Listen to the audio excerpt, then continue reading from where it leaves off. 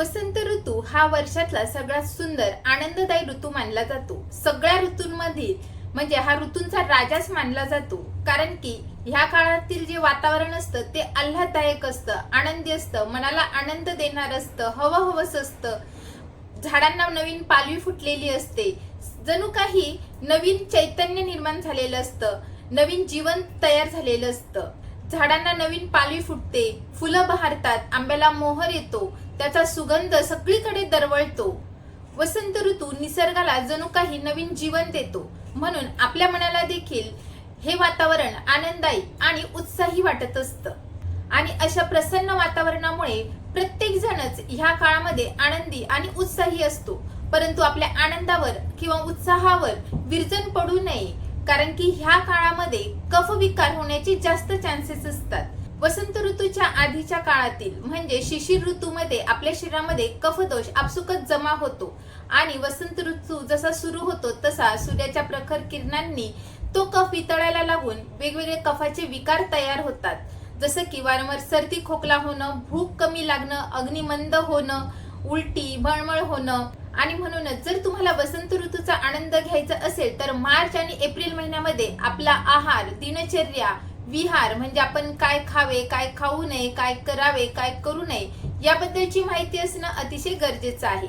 आजच्या व्हिडिओमध्ये आपण मार्च आणि एप्रिल महिन्यामध्ये आपलं राहणं, खाणं, पिणं कसं असावं आणि कोणते 3 पेय आपण ह्या ऋतूमध्ये घेतलेच पाहिजे याबद्दलची माहिती बघणार आहोत। आणि जर ह्या काळामध्ये तुम्ही रोज दही खात असाल तर हा व्हिडिओ नक्की पहा। नमस्कार, मी डॉक्टर सविता लांजेवार। माझ्या YouTube चॅनलमध्ये तुम्हा सर्वांचं पुन्हा एकदा स्वागत आहे। मी माझ्या चॅनलवर आयुर्वेदातील सिद्धांत तसेच काही आयुर्वेदिक औषधींबद्दल माहिती सांगत असते, जे आपण रोजच्या रोज आपल्या वापरात असतात, आणि काही आजारांवर घरगुती उपाय आणि आयुर्वेदिक उपाय देखील सांगत असते। तर वसंत ऋतू हा आनंदाचा, उत्साहाचा ऋतू मानला जातो, परंतु ह्या काळामध्ये कफाचे विकार जास्त प्रमाणामध्ये टोकावतात, जसे की सर्दी होणं, खोकला होणं, व्हायरल इन्फेक्शन होणं, वारंवार ताप येणं। सहसा ह्या काळामध्ये ऊन पडल्यामुळे बरेच जण थंड पदार्थांचं जसं की आईस्क्रीम वगैरे खायला सुरुवात करतात, त्यामुळे आधीच वाढलेला कफ दोष अजून वाढतो आणि वारंवार लहान मुलं असो किंवा मोठे माणसं असो त्यांना वारंवार सर्दी खोकला होत असतो। म्हणून ह्या काळामध्ये आपण आपला आहार कसा असावा, काय खावे, काय खाऊ नये, तसेच विहार कसा असावा म्हणजे काय करावे, काय करू नये याबद्दलची माहिती असणं अतिशय गरजेचं आहे। सर्वात आधी आपण बघूयात की मार्च एप्रिल मध्ये आपला आहार नेमका कसा असावा। तर मार्च एप्रिल मध्ये सहसा ऊन जास्त पडलेलं असतं आणि कफदोष वाढलेला असल्यामुळे ह्या वाढलेल्या कफदोषामुळे आपला जो अग्नी आहे तो मंद झालेला असतो, भूक मंदावलेली असते। आणि अशातच जर आपण गुरू पदार्थ, पचायला जड पदार्थ जसं की आईस्क्रीम, गोड पदार्थ किंवा गुळापासून बनवलेले पदार्थ, दुधापासून बनवलेल्या वेगवेगळ्या मिठाई यासारख्या पदार्थांचं सेवन करत राहिलो किंवा तळलेले पदार्थ, डीप फ्राईड पदार्थ जास्त प्रमाणात खात राहिलो तर आधीच मंद झालेला अग्नी अजूनच मंद होतो। आणि जसं की मी माझ्या बऱ्याचशा व्हिडिओमध्ये सांगत आहे की आपल्या रोगाचं मूळ कारण हे मंद अग्नी आहे, म्हणून आपला अग्नी जर मंद झाला आणि अशातच आपण हे असे अपत्यकर पदार्थ खाल्ले तर तो अग्नी अजून मंद होतो आणि वेगवेगळे विकार निर्माण होऊ शकतात। यामध्ये सर्दी, खोकला, ताप किंवा उलटी, मळमळ, डोकेदुखी, आळस, अगदी अंग जड वाटणं अशा वेगवेगळ्या मग समस्या निर्माण होतात। आणि म्हणूनच आपण ह्या काळामध्ये आहारामध्ये बदल करणं अतिशय गरजेचं आहे। आयुर्वेदामध्ये वेगवेगळ्या संहितेमध्ये ऋतुचर्या वर्णन केली आहे, म्हणजे वेगवेगळ्या ऋतूंमध्ये आपला आहार आणि विहार कसा असावा याबद्दल डिटेलमध्ये माहिती सांगितली आहे। जर आपण ह्या आहार आणि विहाराचं, ऋतुचर्येचं पालन केलं तर आपल्याला बरेचसे विकार होतच नाही किंवा झालेच तर ते अगदी कमी औषधांनीच बरे होतात। म्हणून आपला आहार कसा असावा हे आता आपण बघूयात। जसं की मी आधी सांगितलं की वसंत ऋतूमध्ये कफदोष वाढलेला असतो। कफदोष कशामुळे वाढतो तर जास्त प्रमाणामध्ये मधुर, आम्ल, लवण म्हणजे गोड पदार्थ, आंबट पदार्थ आणि खारट पदार्थांचं जास्त प्रमाणात सेवन केलं। गुरू पदार्थ, स्निग्ध पदार्थ, गुरू म्हणजे पचायला जड पदार्थ, स्निग्ध पदार्थ म्हणजे जास्त तळलेले पदार्थ, ह्या पदार्थांचं जर सेवन केलं तर आपल्या शरीरातील कफदोष हा जास्तच वाढतो। म्हणून असे पदार्थ खाणे टाळावे। दुधाचे पदार्थ, दुधापासून बनवलेल्या मिठाई खाणं टाळावं, आईस्क्रीम सारखे थंड पदार्थ घेणं टाळावं, कोल्ड्रिंक्स घेणं टाळावं, जास्त मीठ असलेले पदार्थ, नमकीन पदार्थ घेणे टाळावं, जास्त प्रमाणामध्ये आंबट पदार्थ खाणे देखील टाळावं. आंबट पदार्थ म्हणजे जास्त प्रमाणात लोणचं खाणं, लिंबू खाणं, चिंच खाणं असे पदार्थ खाणे टाळावे. ह्या काळामध्ये नवीन धान्याचा वापर करणं देखील टाळावं, कारण की नवीन धान्य हे पचायला गुरू असतं, जड असतं, म्हणून नवीन धान्याचा वापर सहसा ह्या काळामध्ये टाळावं. कारण की अशी धान्य जर आपण खाल्ले तर आपला जो मंद झालेला अग्नी आहे तो अजून मंद होण्याचे जास्त चान्सेस असतात. पचनक्रिया, पचनशक्ती ही कमी असते. अशातच आपण पचायला जड पदार्थ खाल्ले तर आपली कमकुवत पचनशक्तीमुळे त्याचा त्रास आपल्याला होऊ शकतो. उडदाच्या डाळीसारख्या डाळी ज्या पचायला जड आहे, गुरू आहे, स्निग्ध आहे, अशा डाळींचा समावेश देखील आहारामध्ये करू नये. जसे की मेदूवडा हा उडदाच्या डाळीचा तर बनवलेलाच असतो, तसेच तो डीप फ्राईड देखील असतो, त्यामुळे आपला अग्नी अजून मंद होण्याचे चान्सेस असतात. ह्या काळामध्ये दिवास्वाप म्हणजे दिवसा देखील झोपू नये. दिवसा झोपल्यामुळे आपल्या शरीरामध्ये कफदोष जास्त वाढतो, तसेच पित्तदोष देखील वाढू शकतो आणि त्यामुळे वेगवेगळे विकार देखील निर्माण होऊ शकतात. त्यानंतर अव्यायाम म्हणजे काहीच न करणं. बऱ्याच जणांना सवय असते की अंगामध्ये आळस आल्यामुळे सारखं झोपावंच वाटतं किंवा कफदोष वाढलेला असल्यामुळे त्यांच्या शरीरामध्ये आळस आलेला असतो आणि जेवण झालं की झोपतात किंवा काही काम न करता दिवस दिवस तसेच अंथरुणात पडून राहतात, सोफ्यावर पडून राहतात, कुठल्याही प्रकारचा व्यायाम करत नाही. तर व्यायाम न करणं हे देखील ह्या काळामध्ये अपायकारक ठरू शकतं. त्यानंतर दही खाणं. बरेच जण उन्हाळ्यामध्ये दह्याचं सेवन नित्यनेमाने करतात, परंतु ह्या काळामध्ये दही वर्ज्य सांगितलं आहे. कारण की दही हे जरी थंड वाटत असलं तरी ते उष्णवीर्याचं आहे. बरेच जण उन्हामुळे रोजच्या रोज दही खातात. दह्याचं सेवन ह्या काळामध्ये करू नये, कारण की दही हे अभिषंधी म्हणून सांगितलं आहे. म्हणजे आपले जे चॅनल्स असतात ते ब्लॉक करतात, कफदोष वाढू शकतो, त्यामुळे रोजच्या रोज दही खाणं टाळावं. व्हिडिओच्या पुढे आपण बघूयात वसंत ऋतूमध्ये कोणत्या कोणत्या पदार्थांचं सेवन करावं. तर सगळ्यात आधी मधुर आम्ल लवण ह्या पदार्थांनी कफदोष वाढतो, म्हणून त्याच्या विरुद्ध म्हणजे कटू तिक्त कषाय अशी रस असलेल्या, अशा चव असलेल्या पदार्थांचा समावेश आपल्या आहारामध्ये करावा. तिक्त कटू कषाय म्हणजे काय, तर कषाय म्हणजे तुरट, तिक्त म्हणजे कडू आणि कटू म्हणजे तिखट. तर अशा पदार्थांचा समावेश आपल्या आहारामध्ये करावा. अशा प्रकारच्या भाज्यांचा समावेश करावा, जसं की पडवळ, दोडके, कारले, गिलके, भेंडी, लौकी म्हणजे भोपळा, वेगवेगळ्या प्रकारच्या भोपळ्यांच्या भाज्यांचा समावेश आपल्या आहारामध्ये करावा. नवीन धान्याच्या ऐवजी जुन्या धान्याचा वापर करावा. समजा तुमच्याकडे जुनं धान्य नसेल तर तुम्ही जे धान्य आहे त्याला कढईमध्ये आधी थोडंसं भाजून घ्यावं, त्यानंतर ते दळून आणून त्या पिठाचा वापर पोळी करण्यासाठी, भाकरी करण्यासाठी करावा. तुम्ही ह्या काळामध्ये ज्वारीची भाकरी, नाचणीची भाकरी, ज्या पचायला हलक्या आहेत, लघु आहेत, अशा धान्यांचा वापर करावा. दह्याच्या ऐवजी ताकाचा समावेश आपल्या आहारामध्ये करावा. पचायला हलक्या असलेल्या डाळींचा समावेश आपल्या आहारामध्ये करावा, जसं की मूग डाळ, मसूर डाळ, तूर डाळ. आपण बनवलेल्या डाळींना थोडीशी हिंग, जिरे यांची फोडणी द्यावी, त्यामुळे त्या पचायला अजून हलक्या होतात आणि वातदोष देखील वाढत नाही. वेगवेगळ्या मसाला पदार्थांचा वापर देखील आपल्या आहारामध्ये वेगवेगळ्या पद्धतीने किंवा वेगवेगळ्या भाज्यांमध्ये किंवा ताकाला फोडणी देण्यासाठी करावा, जसे की हिंग, जिरे, लवंग, त्यानंतर ओवा यासारखे मसाले पदार्थ आपल्या रोजच्या आहारामध्ये असावे. त्यानंतर भाजलेल्या अन्न पदार्थांचा देखील समावेश करावा, जसं की भाजलेला मुगाचा पापड, भाजलेल्या लाह्या, भाजलेले शेंगदाणे, भाजलेले चणे, फुटाणे. भाजलेले पदार्थ खाल्ल्यामुळे ते पचायला लघु असतात. तसेच भाजलेले पदार्थ हे आपल्या शरीरातील वाढलेला कफदोष कमी करण्यासाठी देखील अतिशय उपयुक्त असतात. वसंत ऋतूमध्ये आपली दिनचर्या कशी असावी, आपला विहार कसा असावा, तर सकाळी लवकर उठणं गरजेचं आहे. ब्राह्ममुहूर्ताला म्हणजे पहाटे उठावं, त्यानंतर हलका व्यायाम करावा. ह्या काळामध्ये व्यायाम करणं अतिशय गरजेचं आहे. व्यायाम केल्यामुळे आपल्या शरीरातील मेदाचा क्षय होतो, तसेच कफदोष देखील कमी व्हायला मदत होते. व्यायामामध्ये तुम्ही कुठल्याही प्रकारचा हलका व्यायाम करावा, मध्यम प्रकारचा व्यायाम करावा. सूर्यनमस्कार करू शकता किंवा तुम्ही अर्धा तास ते पाऊण तास पर्यंत मॉर्निंग वॉकला देखील जाऊ शकता. त्यानंतर अभ्यंग आणि उठणं लावणं देखील अतिशय गरजेचं आहे. अभ्यंगाचं महत्व या आधीच्या व्हिडिओमध्ये मी सांगितलंच आहे. ह्या काळामध्ये उठणं लावण्याला तेवढंच महत्व आहे. उठणं हे आपल्या शरीरातील एक्स्ट्राची चरबी कमी करायला अतिशय उपयुक्त आहे. उठणं लावणं ह्या काळामध्ये अतिशय उपयुक्त ठरतं.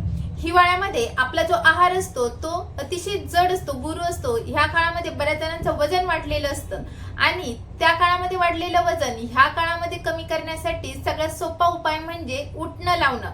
तर यासाठी तुम्ही त्रिफळा पावडरचा वापर करू शकता. ज्या ज्या लोकांना पोटाची चरबी कमी करायची आहे अशा लोकांनी त्रिफळाची पावडर आणि तीळ तेल कोमट करून घ्यायचं आहे. त्या तीळ तेलामध्ये 1 चमचाभर त्रिफळा पावडर टाकायची आहे आणि आपल्या पोटाच्या भोवती अँटी क्लॉकवाईज मसाज करायची आहे. तर यामुळे आपल्या पोटाची चरबी कमी व्हायला मदत होते. आंघोळीसाठी वेगवेगळ्या साबणांचा वापर करण्याच्या ऐवजी तुम्ही हे त्रिफळाच्या पावडरने आपल्या शरीराला मसाज करावी, घासून घासून रगडून काढावं. त्यामुळे मेदाचा क्षय होतो, म्हणजे साचलेली चरबी कमी होते, कफक्षय व्हायला देखील मदत होते. किंवा तुम्ही बेसनाचं पीठ आणि चिमूटभर हळद मिक्स करून त्या पावडरचा देखील वापर करू शकता. किंवा आंघोळीच्या पाण्यामध्ये तुम्ही कडुलिंबाची पानं टाकावीत. कडुलिंबाची पानं टाकल्यामुळे कफविकार तर कमी होतोच, तसेच ह्या काळामध्ये वेगवेगळे त्वचा विकार होतात, जसं की खाज येणं, पुरळ येणं, बऱ्याच जणांना शीतपित्ताचा त्रास होतो.